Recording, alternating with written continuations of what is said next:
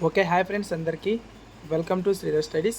ఈ వీడియోలో మనం ఏపీ టెట్కి సంబంధించి మార్క్ టెస్ట్ అనేది ఎలా రాయాలి ఏంటి అనేది మనం వీడియోలో తెలుసుకుందాం. సో ముఖ్యంగా మనం గూగుల్ ఓపెన్ చేయాలి. మొదటగా ఓపెన్ చేసిన తర్వాత ఇక్కడ ఏపీ టెట్ అని ఎంటర్ చేయండి. ఎంటర్ చేయగానే మనకు అఫిషియల్ సైట్లోకి అయితే ఈ విధంగా తీసుకెళ్తుంది. సో మనకి ఈ విధంగా అఫిషియల్ సైట్లోకి వచ్చిన తర్వాత సో ఇక్కడ మనకు కనిపిస్తుంది చూడండి. So mark test click here అని ఇక్కడ మనకు కనిపిస్తుంది. సో మనం ఇక్కడైతే క్లిక్ చేయాల్సి ఉంటుంది అనమాట. సో మనది ఇక్కడ HGT 1A పేపర్ కాబట్టి సో మనకు పేపర్ 1A HGT కాబట్టి ఇక్కడ మనం సెలెక్ట్ చేయాల్సి ఉంటుంది. సో దీని మీద మనం క్లిక్ చేయగానే అంటే మనకు కొత్తగా రాసే వాళ్ళ కోసమని మనకి ఇది ఇవ్వడం అయితే జరుగుతుంది. సో మనకి ఇక్కడ టెట్కు మొదట అటెండ్ అయ్యే వాళ్ళ కోసమని మార్క్ టెస్ట్ అనమాట. సో ఇక్కడ మనకు ఫోటో ఉంటుంది, అదేవిధంగా మన యొక్క లాగిన్ ఐడి పాస్వర్డ్ అనేది మనకి ఇస్తారు. సో మీకు అక్కడ సెంటర్కి వెళ్ళిన తర్వాత కూడా మీకు చెప్పడం అనేది జరుగుతుంది. ఇక్కడ మనం సైన్ ఇన్ పైన అయితే ఎంటర్ చేయాల్సి ఉంటుంది. సో సైన్ ఇన్ ఎంటర్ చేసిన తర్వాత ఇక్కడ మనకు దీనికి సంబంధించి కొన్ని సూచనలు అయితే ఇవ్వడం జరుగుతుంది. వీటన్నింటినీ మనం ఇక్కడ చదివి ఇక్కడ నెక్స్ట్ పైన మనం క్లిక్ చేసి I have read and understood అని పైన క్లిక్ చేస్తే I am ready to begin పైన క్లిక్ చేయగానే సో ఈ విధంగా మనకు ఓపెన్ అయితే అవుతుందన్నమాట. సో ఇక్కడ మనకు సంబంధించినటువంటి క్వశ్చన్స్ అన్నీ కూడా మనకి ఇక్కడ డిస్ప్లే అయితే అవుతాయి. సో ఇక్కడ మనం ఒక్కొక్క క్వశ్చన్ అయితే మనం ఒకసారి చూసుకుందాం. సో ఓకే, మీరు మొబైల్ని అయితే అడ్డంగా తిప్పి అయితే చూడండి. ఇప్పుడు నేను మీకు క్వశ్చన్ నెంబర్ 1 అయితే చదువుతున్నా. భారత ప్రభుత్వం పోక్సో యాక్ట్ను ప్రవేశపెట్టిన సంవత్సరం అని మనకు అడగడం అయితే జరిగింది. సో మనకి భారత ప్రభుత్వం మనకు పోక్సో యాక్ట్ అనేది 2012 అనమాట.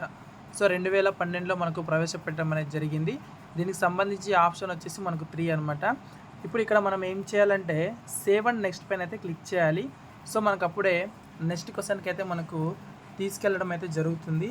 ఇక మనకు ఇక్కడ ఉన్నటువంటి ప్రశ్న రెండవది కనుక మనం చూసుకున్నట్లయితే చర్యాత్మక పరిశోధన భావనను ప్రస్తావించిన శాస్త్రవేత్త ఎవరని అడిగారు.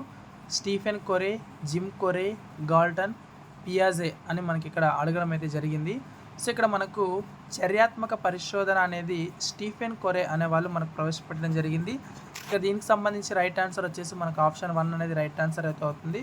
ఇక మనకు నెక్స్ట్ క్వశ్చన్ కనుక మనం చూసుకున్నట్లయితే సృజనాత్మకత ఆలోచనలకు ప్రాధాన్యం ఇచ్చే అభ్యసన సిద్ధాంతం ఏదని మనకు అడగడం అయితే జరిగింది. సో పరిశీలన, యత్నదోష, అంతర్దృష్టి అభ్యసనం, నిబంధిత అభ్యసనం అని అడిగారు. ఇక దీనికి సంబంధించి మనకు అంతర్దృష్టి అభ్యసనం అనేది రైట్ ఆన్సర్ అవుతుంది. ఆప్షన్ 3 అనేది ఇక్కడ మనకు రైట్ ఆన్సర్ అవుతుంది. అదేవిధంగా నెక్స్ట్ మనకు 4వ ప్రశ్న ఈ క్రోమోజోమ్ల జత వల్ల శిశువు లింగం నిర్ణయించబడుతుందంటే దీనికి సంబంధించి రైట్ ఆన్సర్ వచ్చేసి 23 క్రోమోజోములు. ఆప్షన్ 4 అనేది మనకి ఇక్కడ రైట్ ఆన్సర్ అయితే అవుతుంది.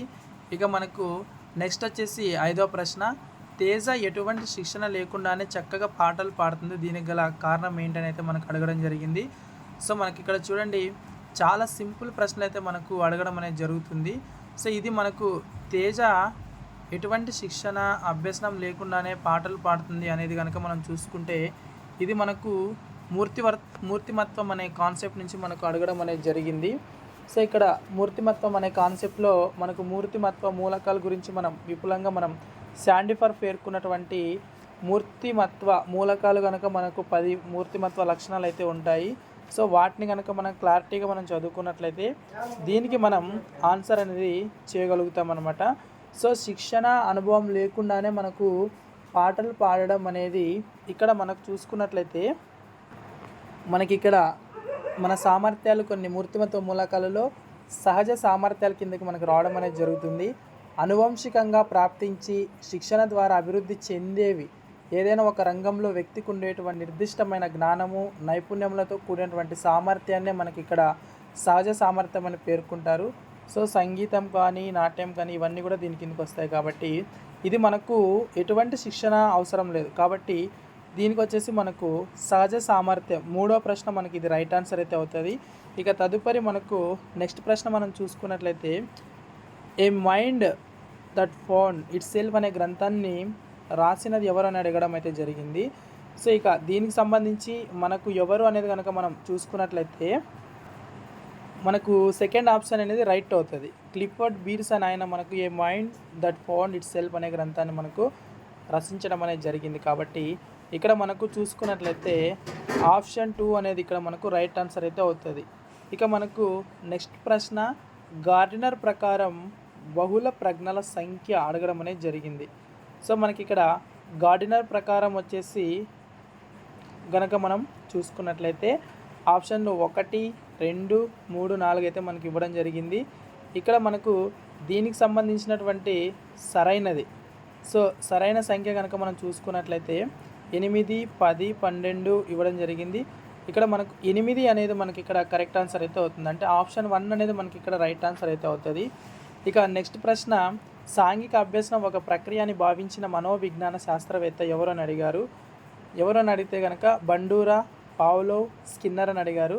సో ఇక్కడ సాంఘిక అభ్యసనం అనేది మనకి ఇక్కడ బండూరాకు సంబంధించింది అనమాట. ఆప్షన్ 1 అనేది ఇక్కడ మనకు రైట్ ఆన్సర్ అయితే అవుతుంది. ఇక మనకు తదుపరి ప్రశ్న, ఈ క్రింది వాణిలో జీవ సంబంధమైన వైయక్తిక భేదం కానిది ఏది? సో వైయక్తిక భేదం కానిది ఏది అని అడగడం అయితే జరిగింది. సో ఇక్కడ జ్ఞానేంద్రియాలు, అనువంశికత, దాని తర్వాత మనకి ఇక్కడ పరిపక్వత, కుటుంబం, సమాజం.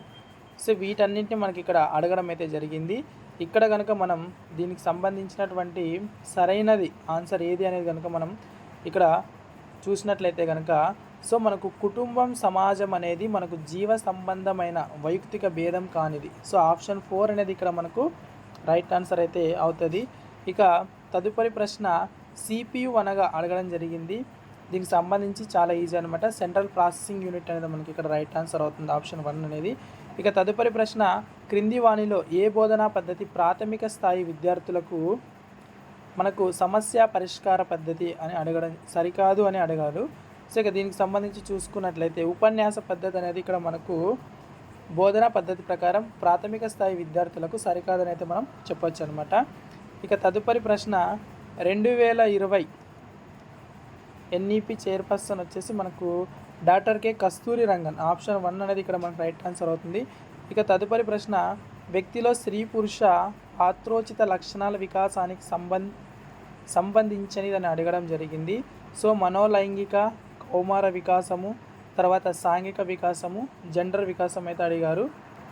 సో మనకు వ్యక్తిలో స్త్రీ పురుష పాత్రోచిత లక్షణాల వికాసానికి సంబంధించినది జెండర్ వికాసం అనమాట. ఆప్షన్ 4 అనేది రైట్ ఆన్సర్ అవుతుంది. ఇవాన్ పావ్లోవ్ సిద్ధాంతం ఏదని అడిగారు. శాస్త్రీయ నిబంధన సిద్ధాంతమా, లేదంటే కార్యసాధక నిబంధన సిద్ధాంతమా, అంతర్దృష్టి అభ్యసన సిద్ధాంతమా, యత్న దోష సిద్ధాంతమా? సో మనకి ఇక్కడ ఏది అని అడగడం అయితే జరిగింది. ఇక్కడ కనుక మనం ఏది అనేది కనుక మనం చూసుకున్నట్లయితే ఇక్కడ సో మనకు శాస్త్రీయ నిబంధన సిద్ధాంతం అనేది ఇక్కడ రైట్ ఆన్సర్ అవుతుంది. ఇక మనకు 15వ ప్రశ్న, పర్యావలోచనాన్ని ఒక సాధనంగా ఉపయోగించుకునే పరిశోధనా పద్ధతి ఏదని అడిగారు. పర్యావలోచనాన్ని కనుక మనం ఇక్కడ చూసుకున్నట్లయితే వర్ణనాత్మక అనేది రైట్ ఆన్సర్ అవుతుంది. ఆప్షన్ 2 అనేది ఇక్కడ రైట్ ఆన్సర్ అవుతుంది. క్రింది వాణిలో మనకు క్లినికల్ పద్ధతి ఏదని అడిగారు. సో మనకు క్రింది వాణిలో క్లినికల్ పద్ధతి ఏది అని అడిగారు. అంతఃపరిశీలన పద్ధతి, పరిశీలన పద్ధతి, ప్రయోగాత్మక పద్ధతి, వ్యక్తి అధ్యయన పద్ధతి, ఇవి అయితే మనకు అడగడం అయితే జరిగింది. సో మనకు వీటిలో కనుక రైట్ ఆన్సర్ కనుక మనం ఏది అనేది కనుక మనం ఇక్కడ చూసినట్లయితే కనుక సో మనకు క్లినికల్ పద్ధతి అనేది ఇక్కడ మనం చూసినట్లయితే సో వ్యక్తి అధ్యయన పద్ధతి కిందికి మనకి ఇక్కడ క్లినికల్ పద్ధతి అనేది వస్తుంది. కాబట్టి ఆప్షన్ 4 అనేది మనకి ఇక్కడ రైట్ ఆన్సర్ అవుతుంది. తదుపరి ప్రశ్న, బాల్యంలో పిల్లల మనసు ఏమీ రాయని నల్లబల్ల లాంటిది అని అడిగారు. సో ఇది మనకు మొదటి యూనిట్లోని ఉన్నటువంటి ప్రశ్న. అదేవిధంగా చాలా సింపుల్ ప్రశ్న. జాన్ లాక్, వైగోట్స్కీ, పియాజే, స్కిన్నర్ అని అడిగారు. సో ఇది మనకు బాల్యంలో మనకు పిల్లలు మనస్సుని ఏమీ రాయని నల్లబల్లగా పోల్చినది ఎవరంటే జాన్ లాక్ అనమాట. ఆప్షన్ 1 అనేది మనకి ఇక్కడ రైట్ ఆన్సర్ అవుతుంది. ఇక నెక్స్ట్ ప్రశ్న కనుక మనం చూసుకున్నట్లయితే పిల్లల సంఖ్య, కాలం, నైతికత మొదలైన భావనలు ఏర్పరచుకునే విధానాన్ని పరిశోధించిన మనోవిజ్ఞాన శాస్త్రవేత్త ఎవరు అనేది మనకి ఇక్కడ అడగడం అనేది జరిగింది. ఇక దీనికి సంబంధించి మనకు సరైనటువంటి ఆన్సర్ ఏది అనేది కనుక మనం ఒకసారి గమనించుకున్నట్లయితే సో ఇక్కడ స్కిన్నరు, పియాజే, హార్లాకు, తర్వాత జేబీ వాట్సన్ మనకు ఇక్కడ ఆప్షన్గా ఇవ్వడం అనేది జరిగింది. ఇక్కడ మనకు సరైనటువంటి ఆన్సర్ కనుక మనం చూసినట్లయితే జీన్ పియాజే అనేది మనకు రైట్ ఆన్సర్ అవుతుంది, కాబట్టి ఆప్షన్ 2 అనేది మనకి ఇక్కడ రైట్ ఆన్సర్ అవుతుంది. అదేవిధంగా సామాజికీకరణకు సంబంధం లేనిది. సో సామాజికీకరణ అనేదానికి మనకి ఇక్కడ సంబంధం లేనిది ఏదని అడిగారు. సాంప్రదాయాలు నేర్చుకోవడం, ఆచారాలు పాటించడం, అదేవిధంగా సహకార స్వభావం అలవర్చుకోవడం మరియు ఆరోగ్య సూత్రాలను పాటించడం. సో ఈ 4ంటిని మనకి ఇక్కడ ఆప్షన్లుగా ఇవ్వడం అనేది జరిగింది. ఇక్కడ సామాజికీకరణ అనే దాని గురించి కనుక మనం మాట్లాడినట్లయితే ఆరోగ్య సూత్రాలను పాటించడం, ఆప్షన్ 4 అనేది రైట్ ఆన్సర్ అవుతుంది. ఇక మనకి 20వ ప్రశ్న స్కిమాటా అనగానేమి అని అడిగారు. సో చాలా సింపుల్ ప్రశ్నలు అయితే మనకి ఇక్కడ అడుగుతున్నారు. ఇవన్నీ కూడా మనకు చాలా సింపుల్ ప్రశ్నలు. సో సంజ్ఞానాత్మక నిర్మాణాలు అనేవి మనకి ఇక్కడ స్కిమాటా కిందకైతే రావడం జరుగుతుంది.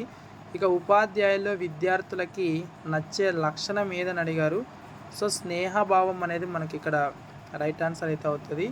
తర్వాత ఉపాధ్యాయులు ఉన్నత అంచనాలతో విద్యార్థుల పనితీరు మెరుగుపరచడాన్ని ఇలా అంటారు. సో ఉపాధ్యాయుల ఉన్నత అంచనాలతో మనకి ఏదని అడగడం జరిగింది. సో ఇక్కడ మనకు ఆప్షన్లు కనుక మనం ఒకసారి అబ్జర్వ్ చేసినట్లయితే పునర్బలనము, సాధారణ ప్రేరణ, అదేవిధంగా పిగ్మేలియన్ ఫలితము మరియు ఫలిత నియమం అని ఇక్కడ మనకి ఇక్కడ ఇవ్వడం అనేది జరిగింది. సో ఇక్కడ కనుక మనం ఒకసారి దీనికి సంబంధించి సరైనటువంటి ఆన్సర్ కనుక చూసుకున్నట్లయితే పిగ్మేలియన్ ఫలితం అనేది ఇక్కడ మనకు రైట్ ఆన్సర్ అయితే అవుతుంది. అదేవిధంగా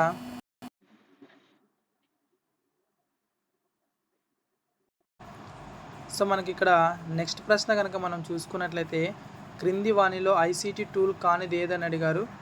సో డైరెక్ట్ పెట్టేయచ్చు. చార్ట్ అనేది మనకి ఇక్కడ ఐటీసీకి సంబంధించి సరికాదు. సో పరిశోధన వలన ఒక చరరాశి ప్రవర్తనను తీసుకొని రెండవ రాశి ప్రవర్తన అంచనా వేయవచ్చు. సో ఇక్కడ చారిత్రక, సహసంబంధ, చర్యాత్మక, వర్ణనాత్మక అని మనకి ఇక్కడ ఆప్షన్లు అయితే ఇవ్వడం జరిగింది. సో ఇక్కడ కనుక మనకు దీనికి సంబంధించి రైట్ ఆన్సర్ ఏది అనేది కనుక మనం ఒకసారి చూసుకున్నట్లయితే సో దీనికి సంబంధించి మనకు ఒకసారి సరైనటువంటి ప్రశ్న ఏదనేది కొంచెం క్లారిటీ లేదు. సో మీకు ఏమైనా తెలిస్తే మీరు కామెంట్ సెక్షన్లో కామెంట్ అయితే చేయండి. ఇక మనకు నెక్స్ట్ ప్రశ్న వ్యక్తి పూజ అనే మానసిక ప్రక్రియలో ఇమిడి ఉన్నటువంటి అభ్యసనం ఏదని అడిగారు. సో ఇక్కడ మనకు వ్యక్తి పూజకు సంబంధించి ఏమి మనకి ఇక్కడ కనుక మనం చూసుకున్నట్లయితే సో ఒక్క నిమిషం రైట్ నెక్స్ట్ ప్రశ్న చూసుకుందాం. దానికి ఆన్సర్ ఐడియా లేదండి. సో మీకు ఏమైనా తెలిస్తే ఖచ్చితంగా మీరు కామెంట్ అయితే చేయండి. ఇక వ్యక్తి పూజకు సంబంధించి పరిశీలన అభ్యసనము, యత్నదోష పద్ధతి, అదేవిధంగా కార్యక్రమయుత అభ్యసనము, ఆవిష్కరణ అనేది ఇక్కడ మనకు అడగడం అనేది జరిగింది. ఇక మనకు దీనికి సంబంధించినటువంటి సరైన ఆన్సర్ని కనుక మనం చూసుకున్నట్లయితే ఏది అనేది కనుక మనం చూసుకున్నట్లయితే పరిశీలన అభ్యసనం అనేది రైట్ ఆన్సర్ అవుతుంది. ఆప్షన్ 1 అనేది రైట్ అవుతుంది. 10 సంవత్సరాల పిల్లవాడు మధ్యలో బడి మానేశాడు. విద్యా హక్కు చట్టం ప్రకారం అతనిని నమోదు చేయవలసిన తరగతి అంట. సో ఏ తరగతి 2, 3, 4, 5 ఇచ్చారు కదా. సో ఇక్కడ మనకు ఏ తరగతి అనేది కనుక మనం చూసుకుంటే సో ఇక్కడ మనకు 2000 సో 5వ తరగతి కింద అయితే మనం నమోదు చేయాల్సి ఉంటుంది. ఆప్షన్ 4 అనేది ఇక్కడ రైట్ ఆన్సర్ అవుతుందండి. సో 27 ఈ క్రింది వానిలో అభ్యసన లక్షణం కానిది అడిగారు. నిరంతర ప్రక్రియ, గతిశీలమైనది, లక్ష్యాత్మకమైనది, తర్వాత సంకుచితమైనది అని మనకి ఇక్కడ అడగడం అయితే జరిగింది. సో దీనికి సంబంధించి మనకు ఏదైతే సరైన ఆన్సర్ ఏది ఉందనేది కనుక మనం ఒకసారి కనుక మనం చూసుకున్నట్లయితే సంకుచితమైనది రైట్ ఆన్సర్ అవుతుంది. ఆప్షన్ 4 రైట్ ఆన్సర్ అవుతుంది. ఇక తారండైక్ ప్రకారం చిత్రాలు, మాటలను అర్థం చేసుకోవడానికి అవసరమయ్యేటువంటి శక్తి ఏదని అడిగారు. సో తారండైక్ ప్రకారం మనకి ఇక్కడ కనుక మనం ఒకసారి పరిశీలించినట్లయితే సో దీనికి సంబంధించి ఆప్షన్లు ఏమడిగారంటే అమూర్త ప్రజ్ఞ, యాంత్రిక ప్రజ్ఞ, సాంఘిక ప్రజ్ఞ, సాంస్కృతిక ప్రజ్ఞ అని ఇవ్వడం జరిగింది. అమూర్త ప్రజ్ఞ ఆప్షన్ 1 రైట్ ఆన్సర్ అవుతుంది. ఇక తర్వాత ప్రశ్న బాహ్య ప్రేరణలు గ్రహించడానికి వీలుగా జ్ఞానేంద్రియాలు వికాసం జరిగే దశ ఏది అడిగారు. సో ఇక్కడ మనకు పూర్వ బాల్య దశ, ఉత్తర బాల్యం, శైశవ దశ అనేది ఇక్కడ మనకు రైట్ ఆన్సర్ అవుతుంది. ఇక తదుపరి ప్రశ్న, 3-4 సంవత్సరాల వయసు గల పిల్లలు ఆడేటువంటి ఆట ఏదంటే సంసర్గ క్రీడ. సో సంసర్గ క్రీడ అనేది మనకి ఇక్కడ రైట్ ఆన్సర్ అయితే అవుతుంది. ఇక లాస్ట్ ఉజ్జంగి ఓకే, ఇది మనకు తెలుగుకి సంబంధించిందండి. సో మనం సైకాలజీకి సంబంధించి పూర్తి కంప్లీట్ చేయడం అనేది జరిగింది. సో ఈ విధంగా మనకి ఎగ్జామ్ అనేది మీరు అటెంప్ట్ చేయాల్సి అయితే ఉంటుంది అనమాట. ఓకే ఫ్రెండ్స్, ఇది వాళ్ళ వీడియో అనమాట. వీడియో నచ్చితే తప్పకుండా లైక్ చేయండి. అలాగే ఇంకా ఎవరైనా మన ఛానల్ కనుక సబ్స్క్రైబ్ చేయకుంటే తప్పకుండా సబ్స్క్రైబ్ చేసుకోండి. Thank you.